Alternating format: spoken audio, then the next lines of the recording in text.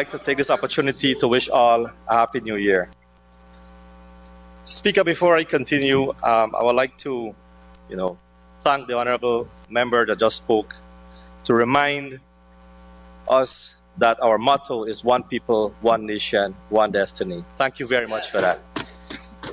Mr. Speaker, I also want to make a comment on honorable member Ms. Sonia, and when she said that the two major projects that we contribute towards 2023 budget is the Demerara Harbor Bridge and the Gas Shore project, and when that finished, the budget will go down. I fully agree with her, Mr. Speaker, but I want to remind her that the records, what guarantee do we have that the budget will go down, Mr. Speaker? I want to remind the House, Mr. Speaker, that the fiber optic cable project was a Whiteley fund. I want to remind the House, Mr. Speaker, that the specialty hospital was a Whiteley fund. I want to remind the House, Mr. Speaker, that the Skelland sugar factory was a Whiteley fund. I want to remind the House, Mr. Speaker, that the Amelia's Fast project is still there, and they can't get it out of the ground, Mr. Speaker. What guarantee do we have as Guyanese that that budget will come down, or they're not going to be setting another project in line?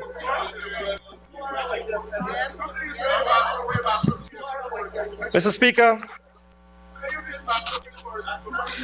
I want to also congratulate all those hardworking public servants who spend the wee hours in preparing budget 2023, and the Honorable Minister, Senior Minister of Finance. Mr. Speaker, I thought this budget would have reached $1 trillion this year compared to last year with the number of supplementals we had to approve. But if it did, it wouldn't matter because the people of Guyana is not benefiting directly from this budget, Mr. Speaker. There is no excitement. There is no excitement, Mr. Speaker, of 2023 budget. No excitement. They had to fund themselves, Mr. Speaker, promoting a budget. Imagine that. Nevertheless, sir, I would like to turn your attention to the environment and what it means to Guyanese people and what happens in a blink of an eye. Sir, in 2016, thanks to the APNUFC government that signed the oil deal that now rescue Guyana's economy, making it the 5th fastest growing economy in the world. We have brought this new revenue stream that's now placed in the hands of the PPP, who seems clueless how to spend this revenue. Despite, Mr. Speaker, despite early warnings of the Dutch disease. Mr. Speaker, it is upon us, as mentioned in the budget speech by the Senior Finance Minister.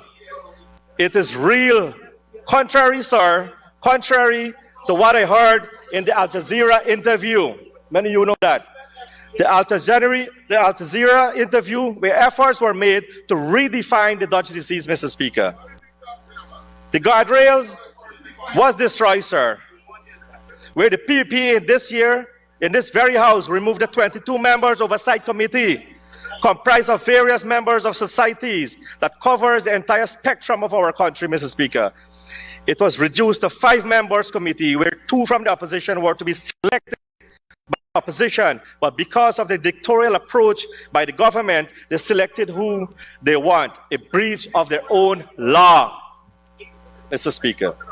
Mr. Speaker, things will get worse than this Dutch disease. As I look into the budget, I didn't see any major spending for the EPA to build upon what the coalition handed over with respect to its human capacity and infrastructure development. When the coalition government took over in 23 years of destruction to the EPA, it was dysfunctional.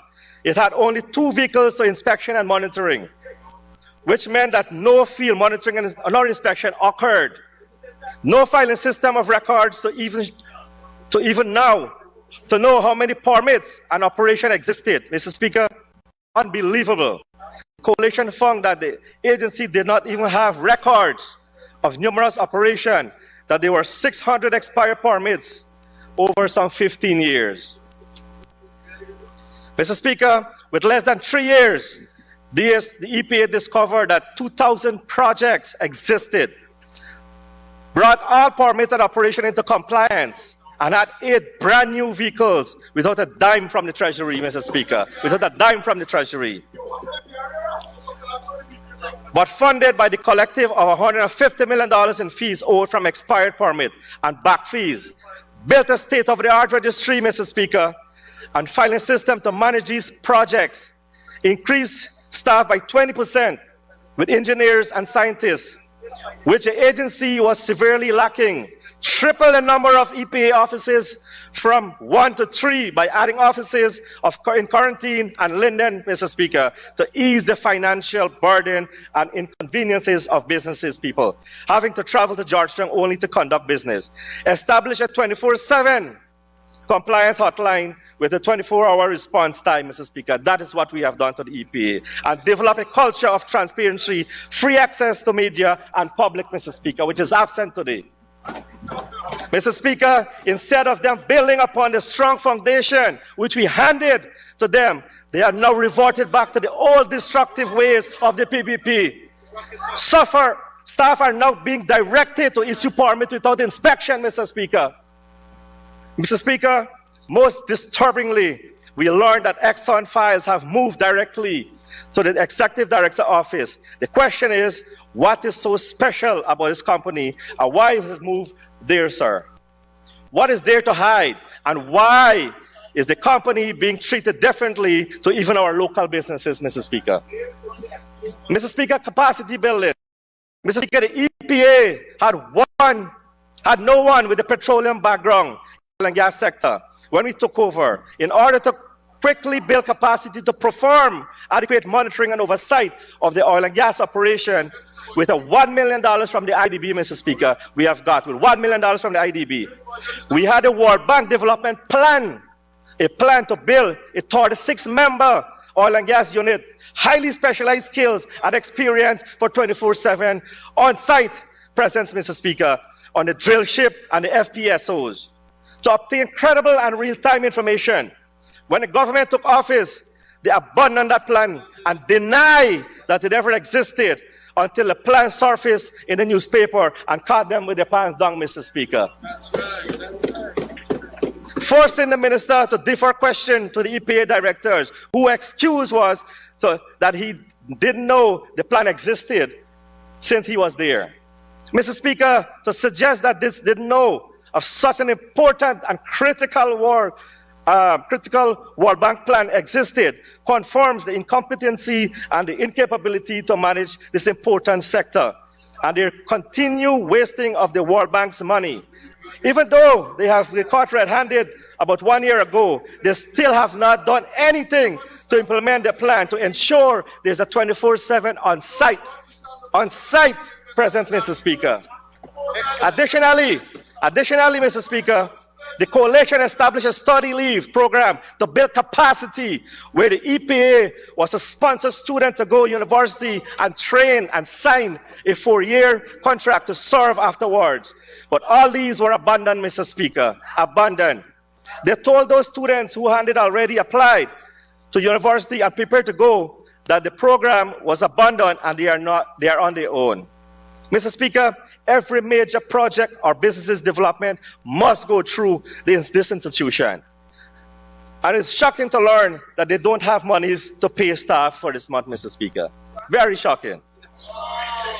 This institution is very important to the newly discovered oil resources, with the upscale production in the Stabroek Block and many others to come. Guyana must guard against environmental hazards such as oil spill, flaring, and the dumping of toxic water into the ocean. These are 3 major issues that Guyanese should be concerned with. And the EPA should equip itself to manage these, Mr. Speaker. Let us turn our attention to the flaring. Mr. Speaker, Liza Phase 1 in 2021 flared over 1 billion cubic feet of gas of a faulty compressor, which is said was fixed, but flaring continues to no direct penalty, Mr. Speaker. We must understand that flaring releases over 250 identified toxic, including carcinogens such as the benzene, carbon disulfide, and toluene. Metals such as mercury, Mr. Speaker, mercury, arsenic, and chromium, hydrogen sulfide. These are all toxic gases, Mr. Speaker. We learned that the US $10 million were paid to EPA, sir. This is a green light to flare. What we now have, Mr. Speaker, is a government, aka pay to pollute or no EIA government. That is what we have now, Mr. Speaker. That is what we have now. Demerara Harbor Bridge, no EIA required. The EPA published notice in the late 20s that the bridge would require an EIA, only to have it overturned by the politician in early 2021 against the EPA decision for an EIA to be done, Mr. Speaker. As soon as the coalition government was out of power, a close associate of the government cleared a huge plantation of mangrove forests at Wiedenhoop. You were there, Mr. Kemeraj. With a no EIA, not even an application to the EPA, and they cut down the mangroves, Mr. Speaker. I recall, Mr. Speaker, senior government official making statements that to pollute Guyana is the cost to develop Guyana. This is callous and irresponsible, Mr. Speaker. They know themselves, Mr. Speaker. In this disregard for the law by the government, why are they losing these lawsuits, like the one just recently lost when they did not do an EIA for the radioactive storage on the east bank of Demerara, and shows clearly that the government values money over people's health, safety, and the environment. As I said, Mr. Speaker, this is a no EIA, pay to pollute government. Dumping of the toxic water waste into the ocean, Mr. Speaker. That is the same. That is, as I speak about the three important aspects, Mr. Speaker. Mr. Speaker, the dumping of produced water is strictly prohibited in all parts of the world and prescribed by the World Bank. This had to do with highly toxic heavy metal, Mr. Speaker. Radioactive materials, hot water 3 times more than the ocean water. This produced water also contains oil inside. And if we continue to dump this produced water with a rapid pace of oil production and development, then we will be dumping hundreds of thousands of barrels of pure oil in the ocean, Mr. Speaker. I don't know, Mr. Speaker, there was a popular video that was circulating by a fisherman that shows the oil was floating in the water, but that in terms that die. Mr. Speaker, the World Bank report says dumping of the produced water is prohibited unless it is not financially and technically feasible. But in this case, Mr. Speaker, it is easily feasible, both financially and technically, since normal international best practices call for it to be reinjected back into the reservoir with standard technology to maintain reservoir pressure, Mr. Speaker. But Guyana, they are injecting clean waters from the ocean while dumping the toxic into the water. How could that make a godly sense, Mr. Speaker? Except if it's only for greed and putting money above people's health and the environment, Mr. Speaker. Only the no EIA, pay to pollute PPC government would allow this, Mr. Speaker. After the election, they brought a highly controversial consultant from Canada to expedite the issuing of the permit from the Payara project.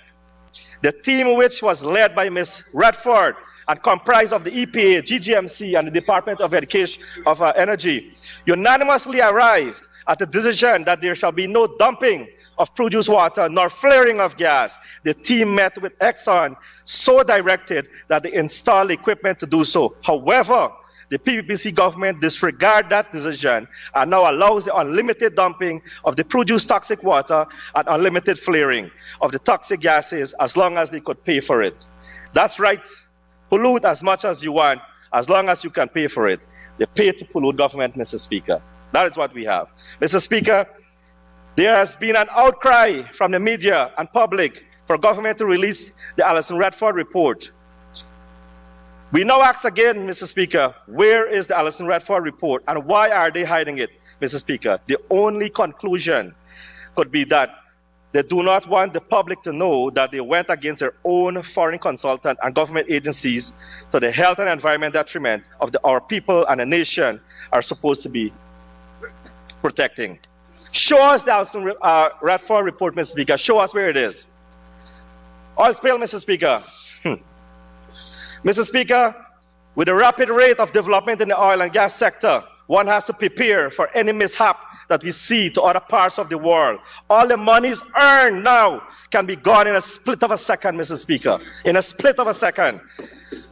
We further plunge the country into bankruptcy, more heavy debt than the current and future generation will pay heavy price for that. That is poverty, Mr. Speaker. Poverty. You will need an extension, honourable member, to conclude. Comrade Speaker, I move that the honourable member be given 5 minutes to continue his presentation.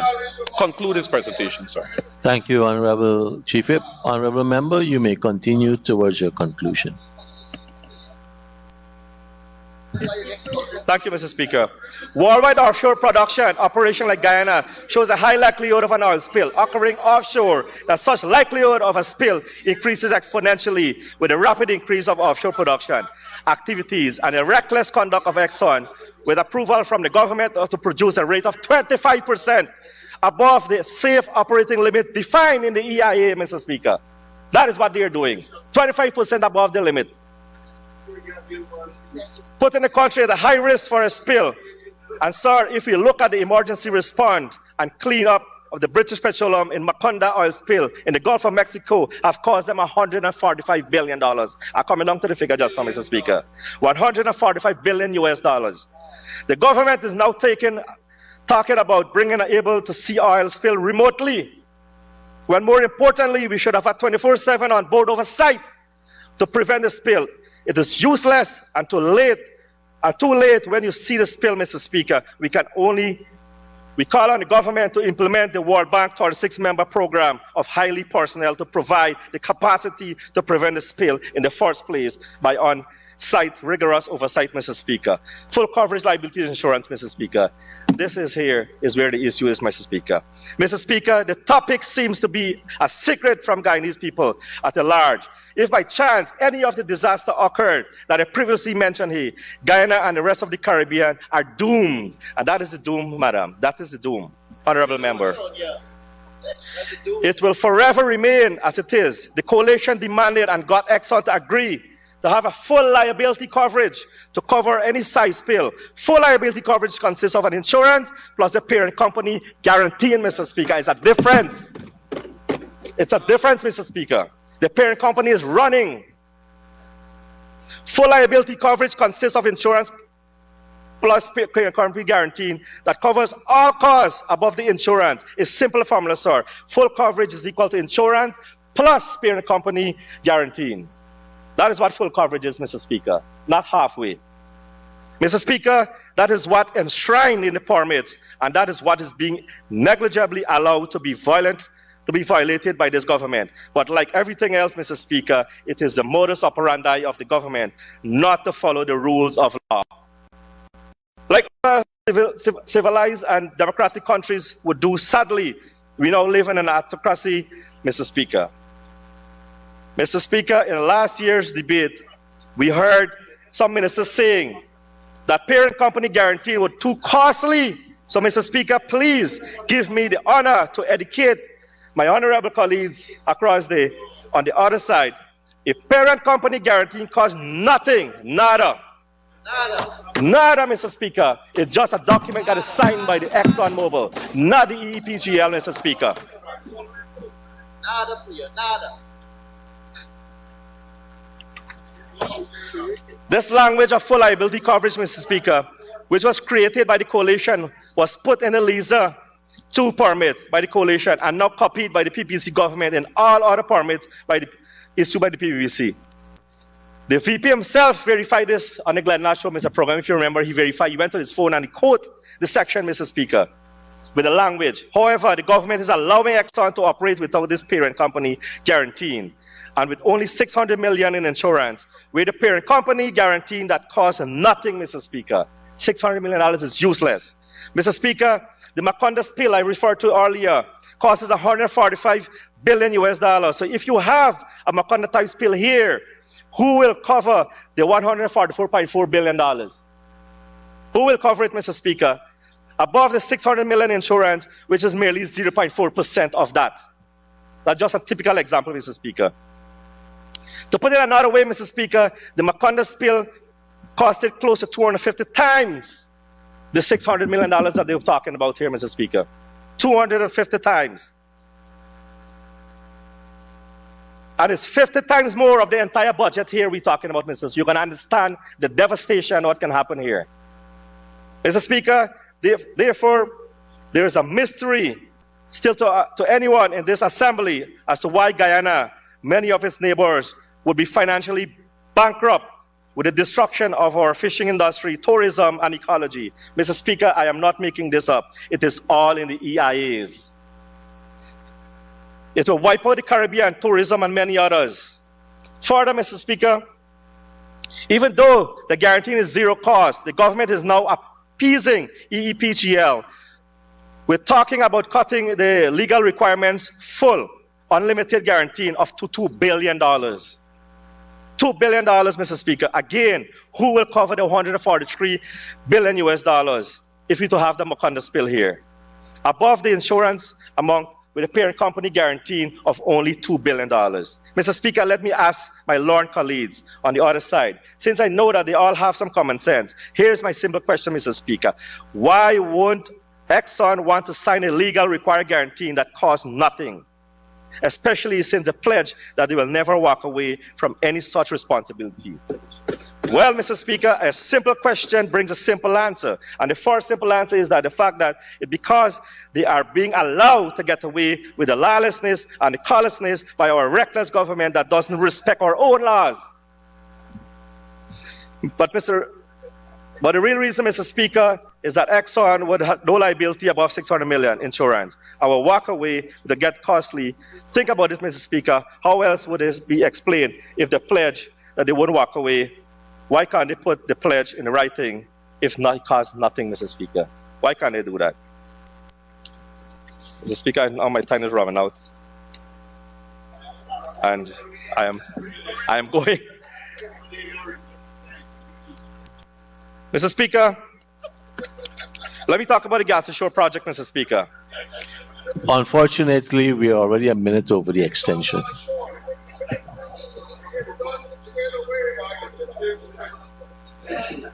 Mr. Speaker, permit me to conclude, Mr. Speaker. Permit me to conclude, Mr. Speaker. My expectation that I wanted to see for the development of our environmental in Guyana, Mr. Speaker. Implement the World Bank plan that I spoke about, providing for the 36-member unit a highly specialized oil and gas unit, and the EPA, the rovers oversight and monitoring, including 24/7 on the ship presence, Mr. Speaker. The talk about now being able to oil spill remotely, Mr. Speaker, when more importantly we should have 24/7 on board oversight to prevent spill. It's too late when you see the spill, Mr. Speaker. It's too late. It is better you do it before. Preventative is always better than... Mr. Speaker, I know my time is up, and I really wish I could have continued in this regard. But, Mr. Speaker, I've spoke so much about the environmental issues that we have in Guyana here, and they were not mentioned in the budget, and therefore is unable to me to support such a budget that does not have the input for this very important agency and institute in Guyana, Mr. Speaker. I thank you very much. Thank you very much, Honorable Member.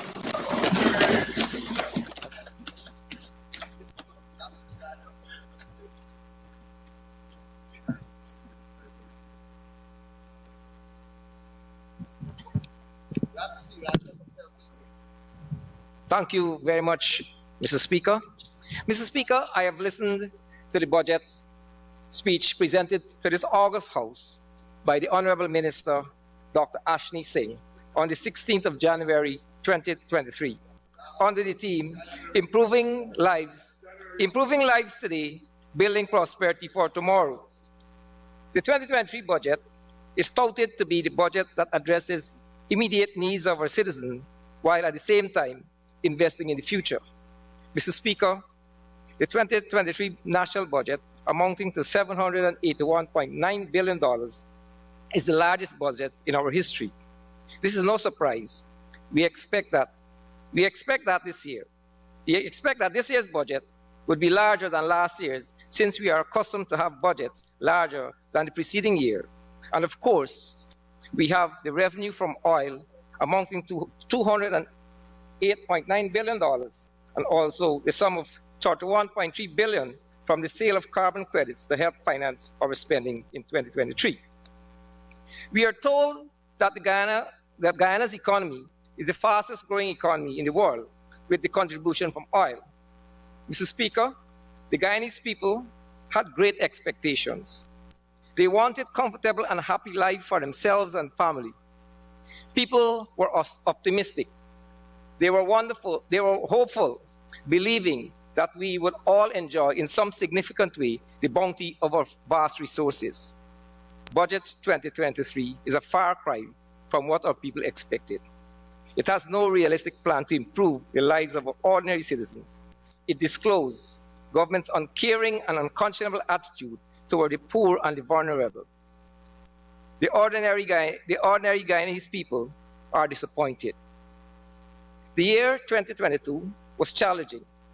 The citizens of Guyana were faced with an increasingly high cost of living. By the end of 2022, the cost of food, both imported and locally produced, would have more than doubled. Transportation costs in some cases were increased by more than 50%. To counter this steep increase in cost of living, the government in November 2022 announced an unconscionable and miserly 8% increase in salaries to public servants to be paid retroactively in December. Mr. Speaker, this is 1 year after the passing of the 2022 budget.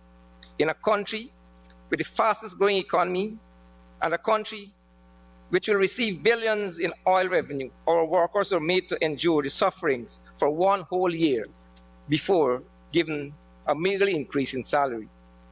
This is how our government demonstrates its care for our hard-working people. Mr. Speaker, as I examined the presentation of Budget 2023 by the Honorable Minister, I found that this budget is far from what it purports to be. No realistic plan to improve the lives of our citizens and building prosperity for tomorrow. I have found that there is hardly anything substantial for the ordinary Guyanese citizens to help improve their livelihood and to create wealth for themselves. It has more emphasis on promoting private sector investment. This budget, like the previous budget, is again private sector oriented, with little support for the poor and the vulnerable in these times of rising living expenses. Mr. Speaker, the inevitable increase in cost of living is expected to continue in 2023.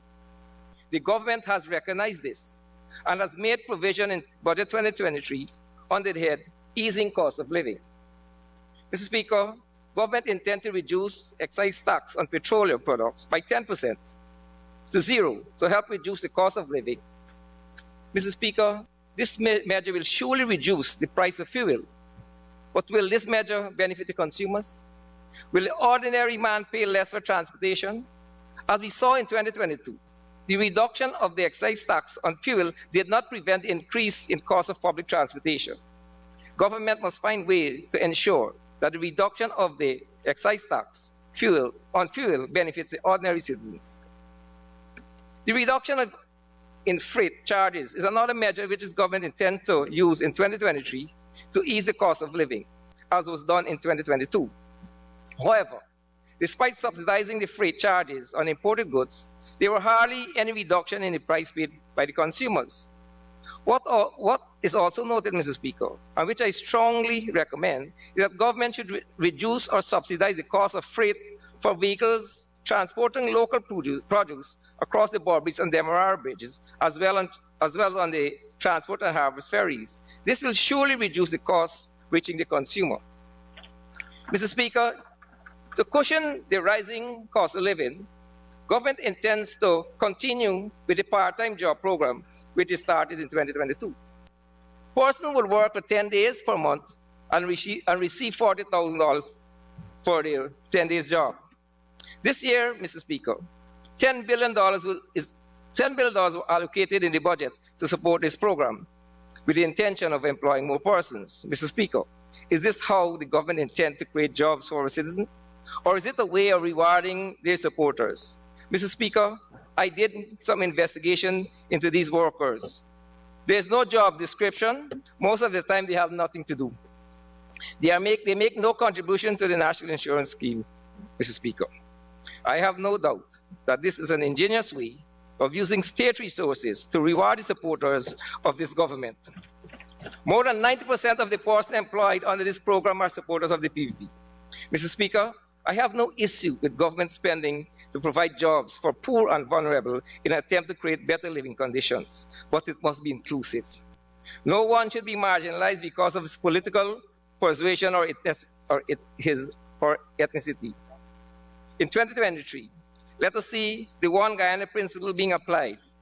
With the $10 billion allocated under this program, I call on the government to select persons because they are citizens of Guyana and are equally entitled to benefit from all government programs. They must not be rejected because of their political alliance. Honorable Minister, the Honorable Minister announced that government again this year has set aside the sum of $5 billion for additional cost of living measures to be determined from the ongoing community engagement. There are no clear indication again, Mr. Speaker, as to what this sum would be used for. This is another source of state fund available to the government to give their supporters under the guise of grants. $5 billion in the hands of government to do as it please and no question asked. Mr. Speaker, the Honorable Minister has announced that this year, the monthly public assistance will be increased from $14,000 to $16,000, an increase of $2,000. Old age pension will be increased from $28,000 to $33,000, an increase of $5,000. A far cry from the $50,000 that was promised by this government in their campaign. Mr. Speaker, the aged and the vulnerable will accept the crumbs thrown to them by this government because they have no alternative. But in a country with the fastest growing economy, with billions received from oil, is this the way we show gratitude to the elderly and care for the vulnerable? An increase of $5,000 in these times of high cost of living will have little or no impact on the life of these persons. Mr. Speaker, government should have considered giving the elderly and the vulnerable much more than was announced. Mr. Speaker, we ought to have done better for elderly and the poor in these times of high cost of basic food items, where the cost of basic food items has skyrocketed. We have the resources and we can afford it. Let's do it. The Honorable Minister has announced this year that income tax threshold has been increased from $75,000 to $85,000, a mere $10,000.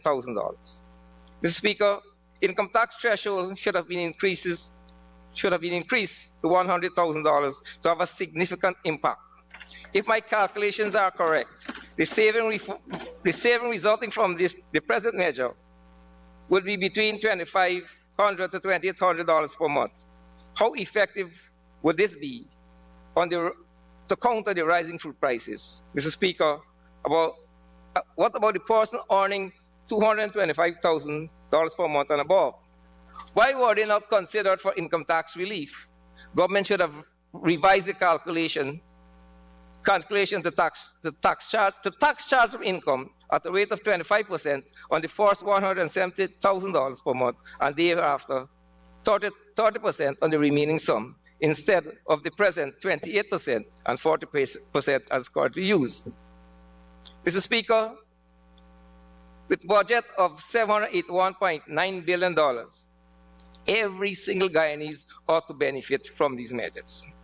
Mr. Speaker, one of the effective ways of cushioning the effect of rising costs of living is the reduction of the value-added tax. Citizens over the years have been calling on government to reduce VAT. The APNE plus AFT government fulfilled its promise made to the Guyanese public when VAT was reduced from 16% to 14%. At that time, AFC government was not fortunate enough was not fortunate enough to have the proceeds of oil to support its decision to reduce VAT. But it was done knowing it will benefit our citizens. Today, Mr. Speaker, despite the continuing rise of cost of living and the expected exponential increase in earning from oil, this government has failed to consider reducing VAT by even 1%. Mr. Speaker, reducing VAT by 2% would have made a significant impact in increasing the impact and easing the burden currently faced by our citizens. With our economy growing at a very fast rate from proceeds from both oil and non-oil sector, there should have been no hesitation by this government to reduce VAT by at least 2%. University students, Mr. Speaker, and potential university students are again disappointed. They are still waiting for the promise made to them by this government to make university education free. Again, Mr. Speaker, university students are finding it's very challenging to meet the cost of their education. The Honorable Minister has announced that in 2023, the government will spend $1.8 billion to provide free education for students under the Gold Scholarship Program. Nothing is wrong with this, Mr. Speaker. It is a good thing to assist students to educate themselves. But when will the Honorable Minister explain to the university students why they were not considered for free education again this year? Will the Minister explain to these students why they were not even considered for a reduction in the cost of their fees? Are UD students not equally entitled to free education as the Gold student? Explain to us, Mr. Minister. We want answers. Mr. Speaker, it is very inconsiderate for this government for 4 years to deny students of our university free education. It's time to give our students what they were promised and what they deserve. We can afford it. Let us assist our young people to prepare themselves for the bright future we all anticipated. Mr. Speaker, we were told that UD students are recipients of PSM scholarships by the Honorable Minister Parag. What I want to know, is it all university students receiving PSM scholarships? I know it's not so. So let us consider those students that has to pay. Mr. Speaker, last year during my budget speech, I had raised the issue of government providing dialysis service on the Essequibo Coast for patients in need of dialysis. Today, Saudi Regional Hospital is offering the service to patients at a cost of $10,000 per session. This is possible through the collaboration between government and a private firm. The patients are grateful for this intervention, but were hoping that government would have provided this service free of cost. They are now calling, Mr. Speaker, for at least 2 sessions per week to be free, and if it's possible, to remove the $600,000 grant per year. Because $10,000 would also give us 1 session per week. Mr. Speaker, it would be remiss of me not to raise some issues facing the citizens of Region 2. In my speech on Budget 2022, I had raised the issue of residents living between Queenstown and Supernam on the Essequibo Coast, complaining bitterly about the quality of water supplied by the GWI. I highlighted that the water supplied to this part of the coast is untreated and had high iron content. Nothing has been done to improve this situation to date. However, I have noted that the Honorable Minister has disclosed that in 2023, advanced work on the construction of a water treatment plant on the Niming, Charity and Watnahog. We in the region anxiously await the early commissioning of these facilities and to receive an improved quality of water provided to us. We deserve this, and it's long overdue. Thank you, Honourable Member. We await an extension for you. Honourable Member, Mr. Jones.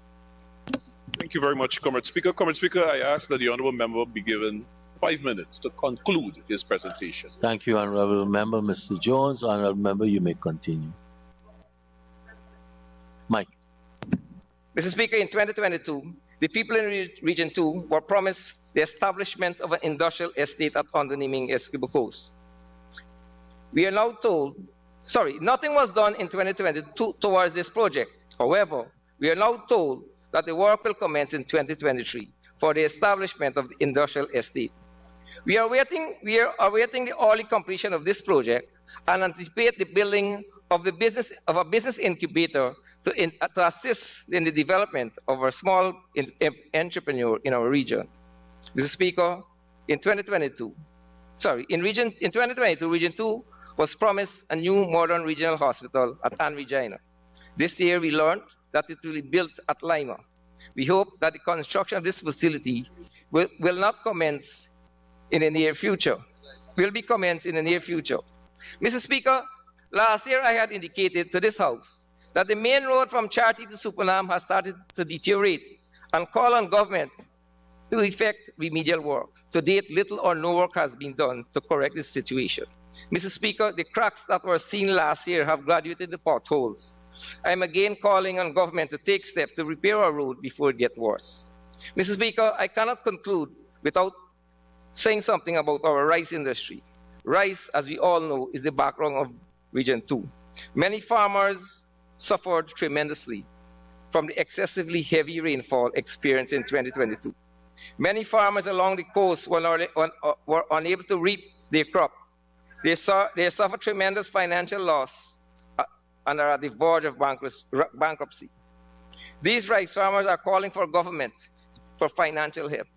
One farmer informed me that the concerns were reported to the GRDB, but to date, they have not received any response. Mr. Speaker, farmers along the coast have complained. Mr. Speaker, farmers along the coast have complained that access dam leading to the backlands are in deplorable state. Dams at Marais Lodge, Golden Fleece, Reliance, Marais Delight, and Better Success, to name a few areas that need attention. The farmers are calling on government to repair these dams so that they can have easy access to their fields. Mr. Speaker, all is not well with rice in Essequibo. The high cost of input compared to the price received for a bag of paddy is of great concern to the farmers. Farmers appreciate the effort made to secure new markets. The farmers are faced with high cost of production, are calling for an increase in the price for a bag of paddy. Mr. Speaker, I take this opportunity to call on government to provide some financial assistance to the farmers of Region 2. Just as the cash grants were made available to the sugar workers and the fisher folks, it is time to provide some financial assistance to the struggling rice farmers in Region 2. There is the money is available, let us use it. Essequibo rice farmers are in need, let's support them now. Mr. Speaker, this $781.9 billion budget presented this year is indeed the largest budget presented in our history.